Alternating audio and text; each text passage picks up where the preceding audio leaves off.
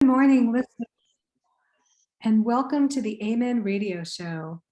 I'm Jackie Hecht, Managing Director of the Amen program at the UT Austin School of Nursing, and I'm here with my co-host, Shannon Jones, former Director of Austin Public Health and member of the Central Health Board of Managers. Amen is an ongoing radio program that invites local experts and people with lived experience to talk about health in the African American community. The Amen program is an African American mental health and wellness program that's a collaboration between UT Austin School of Nursing, led by Dr. Myung Kim, and local pastors and churches in the Austin's East Side, with funding from Austin Public Health. Our program offers training, education, and referral to health services in a holistic way, recognizing health as the integrated connection between mind, body, and spirit. We have an interdisciplinary team of nurses, public health experts, lay health workers, and pastors who work together to make it safer to talk openly about mental health needs and concerns. For more information, please find us on the KAZI website or go to nursing.utexas.edu/amen. You can also email us amen@nursing.utexas.edu. And we are so excited this morning to have a guest speaker with us today, Reverend John Baptiste. And we're going to be talking about exploring grief and loss through a men's faith ministry. Reverend Baptiste is the Associate Minister and Men's Ministry Servant Leader at Mount Zion Baptist Church, where Reverend Dr. Darrell L. Horton is pastor. Reverend John is also a family advocate for Child Inc. Head Start. His personal goal and aspiration is to be used as a conduit to impact the lives of all people for the betterment of the total person, with greater attention given to men of all ages. And given that we'll be talking about grief and loss today, we just want to acknowledge the recent passing of Pastor G.D. Clark, who was the pastor in Mount Zion Baptist Church and an inspirational leader in the community for over 50 years. Pastor Clark was a leading voice in the fight for civil rights across the entire country, and an ardent mentor in helping guide his students, young pastors, and the community. Pastor Clark has made an indelible mark on this community, and we're sending prayers to the Mount Zion family and larger community. We just want to remind callers that you're welcome to call in and ask any questions or offer comments. You can call us at 512-836-2887. That's 512-836-2887. And Shannon, I'm going to turn it over to you to get us started this morning. Okay, thanks very much, Jackie. Appreciate it. And I concur with you. We send our prayers to Mount Zion and to the greater Austin community. Reverend Clark was truly a leader in this community, and his legacy continues on. So I want to remember him and his family in prayer as well. Thanks for joining us this morning, Reverend Baptiste. This pandemic has brought us about a tremendous amount of grief and loss and loneliness. And yet it's hard, especially for men, to talk openly about their feelings about pandemic and other things. By working with the Amen program, you are helping to foster these conversations among Black men through their your faith-based ministry. I'd like to know, why is it hard for men, especially Black men, to open up about their feelings? Mr. Shannon, thank you again for having us. Ms. Jackie, thank you also for this opportunity to share. I think it's a cultural thing, one, and I think it's the upbringing of men of all ages, that you don't show these emotions, that you don't share, that you just kind of deal with it. You kind of just go with whatever's going on and you make the best out of it. And so I think because of what we've been programmed to do over the years, over the decades, over the centuries, that has, you can say, has transferred down the lines generationally. And so that makes it difficult because it's never been spoken of, or very seldom spoken of. And you mentioned the generational nature of it. Have you seen in recent generations, let's say baby boomers or Gen X's or others, have you seen or sense any change in that, or do you still see that as a prevalent given our Zennials or many millennials? Do you see any change in that expression of feelings? I think there has been excuse me, I think there has been a change, and there's just a slow change because we're talking more, but we're not always talking in those particular areas of life where young men, whether it's faith-based or community, our regular community, whether they really understand that it's okay to have these emotional feelings, that it's okay to have your feelings and still not um, demean your masculinity. Great point. How have the men in your ministry been responding to these types of conversations? Overall, I think the men of Mount Zion, they have responded in a great way. I think it's still a conversation that has to be had and given intentionally. And I think the more intentional we are with the conversation in an open dialogue sense, the men will begin to gravitate more to it. We're not where we need to be, but we're not where we once were as a people, as far as accepting emotion, dealing with our emotions, dealing with grief, dealing with loss, dealing with just the soft side of manhood. What do you think is helping them to participate in these type of conversations as those who are beginning to come out or express their feelings? What factors do you think is contributing that? Do you think it's the environment in which we live, the cultural changes that we're going through, or other factors? I think those factors are a plus, but I also think that because the conversation now is broad, mainstream has taken over it. The faith community has taken over leading in those discussions. When you turn on social media deals with those discussions, along with the Amen program that we are a part of, not only Mount Zion, but also Rehoboth Baptist Church. And different pastor preachers across the nation, such as Charlie Dates, such as Dr. Horton, such as Brian Carter of Concord in Dallas, they have intentionally engaged in these conversations, trying to help men be comfortable in who they are and also be comfortable with talking about different things that's hurting or that's hindering us. One thing I would like to believe and say is that the more we do it, the more men will hear. If we cease to talk about certain things, then those things kind of get pushed to the back burner. You know, they don't want to hear it. Well, it's not a constant ringing of the ear. When you constantly hear something, I believe that it makes you want to at least investigate. You know, I'm nosy, so at times I want to be nosy about, okay, why does this conversation keep coming up? And it also makes us look within ourselves. The men, if we actually take a intentional, conscious look of our present and our past, we'll see the need individually. And then we can reach out to those that make themselves available. And I think, Brother Shannon, that we need to keep making these conversations available, whether it's 1, 2, or 20. We just have to keep making these conversations available.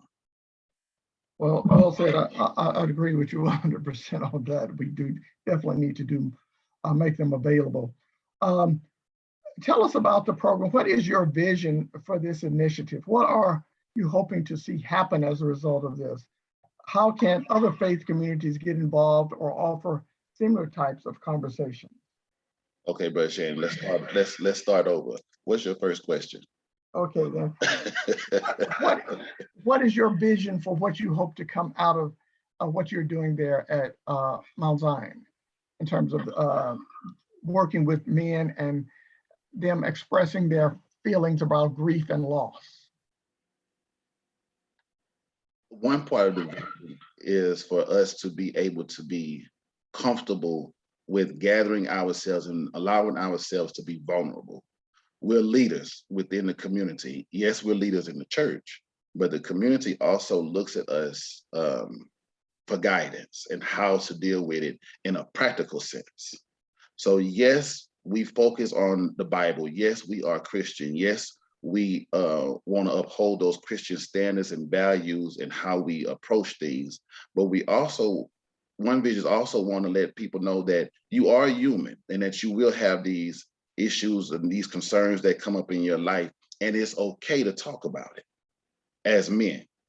It's okay to be able to find, what I would love for us to do is to be able to find a group of brothers, not necessarily a clique, but somebody that you feel comfortable when life gets heavy for you. You don't feel ashamed to talk about it, regardless of what the heaviness might be. And so I think we just want, One Vision is to just allow men the space to be able to just be men with no reservations, with no criticism, with no judgmental spirit from anybody, and that you can trust me. Yes, we've been worshiping together for a long time, but it don't mean I trust you. So I want to get to the place where we can trust each other in our most vulnerable places, because everybody needs a hand out. And part of that is getting to know one another as men. Yes, sir. Yes, sir. And so how can faith-based organizations or faith groups, churches, other institutions of faith, how can they help that? How can they help Black men particularly get to that place where we can get beyond the superficial, but look at the personal indoctrination of Yes, who we sir. are? We have to take a break, and we'll answer that question as soon as we get back, Brother Shannon. We'll do that. All right. Thank you, sir. Okay, we're here with Reverend John Baptiste, who leads the men ministry at Mount Zion Baptist Church, and we're talking about the role of men have in dealing with their grief, particularly Black men in dealing with grief. We're talking about ways in which the faith-based organizations, churches, and others can help in men coming to reality of dealing with that part of their life. And Reverend Baptiste, you were about to respond, so I'll give you the opportunity to respond. Yes, sir. First, let me say, when we look at being a Black man and dealing with grief and loss, first of all, we have to also remember that that's one thing that as a culture of men, we've been dealing with for a long time. And it's been a struggle because in some areas we have not seen where people, society care about how we feel, because we've always been on the negative side of it. It's always been our fault, and we wasn't heard by the community, or we wasn't heard by other individuals.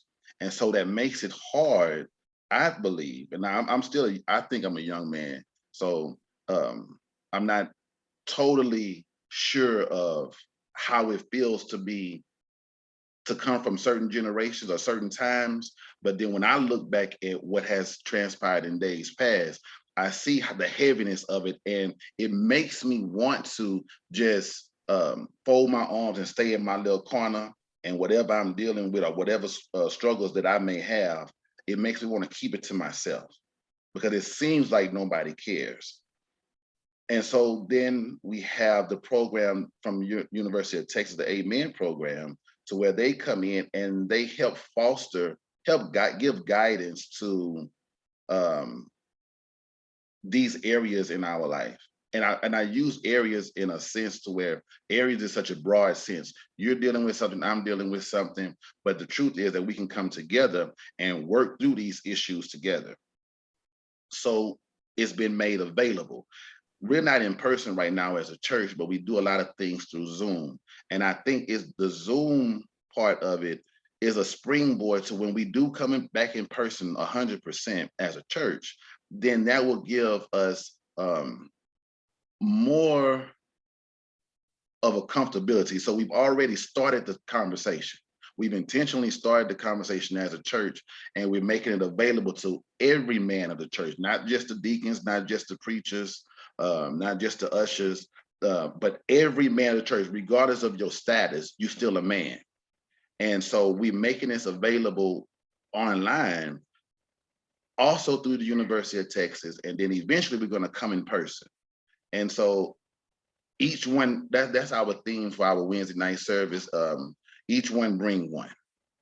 And so at some point, we're going to invite other individuals in and not say that I'm strong or that I got everything together, but I'm comfortable enough to invite you, Brother Shannon, to come to join these meetings with us so that you can see men that look like you, men that hurt like you, men that feel the things that you feel. We can come together to gather that strength that we need, that we find both biblically and secularly.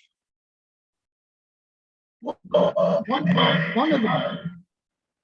of the factors that we face, particularly in our society as Black men today, is the role that mental health plays in our ability to deal with grief and loss and other things, or should I say the lack of our ability to do that. The cornerstone or the crossroads where faith, mental health plays, is that a critical part of what you're doing in your ministry there, in terms of not only the faith base, but also the acknowledgement that mental health plays a significant role in being able to deal with your day-to-day life as a Black man, dealing with grief, loss, frustration? One of the things we see from the data is Black men have the lowest life expectancy, roughly around 71 years.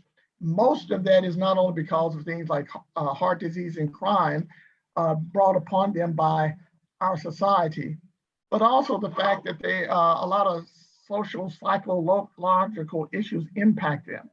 So that interplay between faith and mental health, you all discuss and work with men in helping them to understand that. Yes, sir. We have a brother from, I'm not sure if he's from the University of Texas, but his name is Meredith Stacy Jones. And he's currently working on his doctorate, but he is facilitating these sessions with us at the moment at Mount Zion and also Rehoboth. And one thing that I've learned as of being with him is the Kubler-Ross theory. Kubler-Ross theory, it actually speaks to different areas, especially not only psychological, but how the psychological aspect of things, excuse me, it has an impact on our health. And so looking at how health and how we deal with things psychologically and how those things tie together, the group and the discussion is really good. How your A1C levels or how your cholesterol, the impact of that has an impact also on your psyche. And because it has an impact on your psychological, sometimes I need to be explained that. And that will also have an impact on my faith. If my faith is strong, but my health is not, then there's going to be a contradiction within my own self and within my own mind. Not actually always seeing how psychologically David had an issue, psychologically because of the loss or the grief that he endured. And so maybe you're not a Christian, maybe you don't believe what I believe, but I got a friend named David, and I can tell you my friend David's story and not necessarily tie that into the Bible. But I know that that's where that comes from. I have a friend named Elijah. Elijah had some issues and some things that he was dealing with that looks like what I've been going through. And so that helps bring the focus to, in a practical sense, to brothers, to where, okay, who is this man Elijah? And then that gives place for me to talk about religion or Christianity and how that they're not so far removed from where we are. And sometimes I think that's what we can think that these people in the Bible have no significance to our current status and our current situations, when in all actuality they do.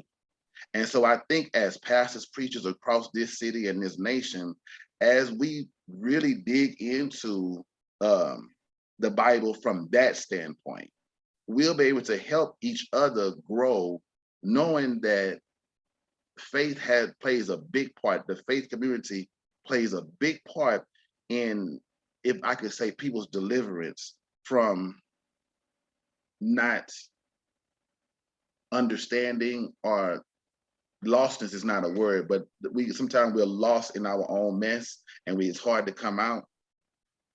And so what happens is, in conversations like this, will allow us to be able to come out of those holes that we find ourselves in, as well as we partnering with other churches, with other men, having conversations like this on a continual basis, but not just conversations. At some point, we got to move beyond the conversation and put some action behind what we've talked about. And sometimes we want to stay hidden behind the camera, or we want to stay hidden behind certain platforms, and we don't want to allow people to see what's really going on within my life. But I say I want to help my brother. The Bible asks the question, and early on, God asked the question, am I my brother's keeper? And so the response is, yes, I am. So if you are, then you have a responsibility to your brother. A lot of the men within our group, men's ministry, they're older than me, but we all men, and I have a responsibility to them as well as them having a responsibility to me. Man, we could talk about this for hours. This is a fantastic conversation. Unfortunately, we have just a little time left, and I just have one quick question. How can we, given all of what you said, how can we encourage the younger generation to consider going into a therapeutic profession to address these important health needs within our Black men's community? Because we have to continue this legacy. So how can we encourage young men and women, but particularly young men, to get in terms of addressing these issues for our future generations? I think mentorship is extremely important. Yourself, myself, anybody that's currently, any Black man or Black woman that's currently working in this field, to really reach out to the younger ones and allowing them to see that if you have a love for people, then you share that love. It may hurt sometimes, it may be very difficult, but you share your experiences. Find out what you have a love for. If you see a young man or a young woman that have a love for people, that have a love for a desire for helping people, then you encourage them and you kind of help them get ideas to where they could really be a best asset, not only to themselves, to their families, to their community. And I think it all pays off at the end.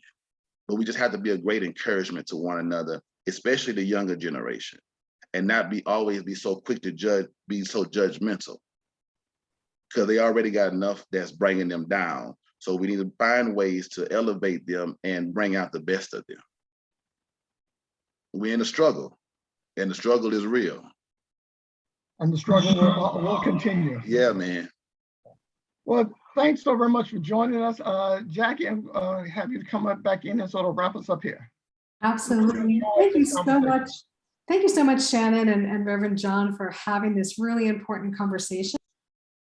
And it feels like the way we ended is a beautiful nod to Pastor G.D. Clark, who has a legacy of mentorship and leading the younger generation in these types of conversations. So I really appreciate that this work continues kind of in his name and honor. Amen. This was such a fabulous conversation. I so appreciate you really letting listeners know about how important it is for men and women, all of us, to be talking about the things that we're experiencing around grief, loss, loneliness, the whole spectrum of emotions. We've reached the end of today's show. We want to thank listeners for joining us today. Typically, we air these shows on the second and fourth Wednesday of every month. But in this month of May, we're airing our shows on the first and third Wednesday. So please join us again here at KAZI at 9 a.m. If you have any questions or comments to share, please find us on the KAZI website, or you can go to nursing.utexas/amen.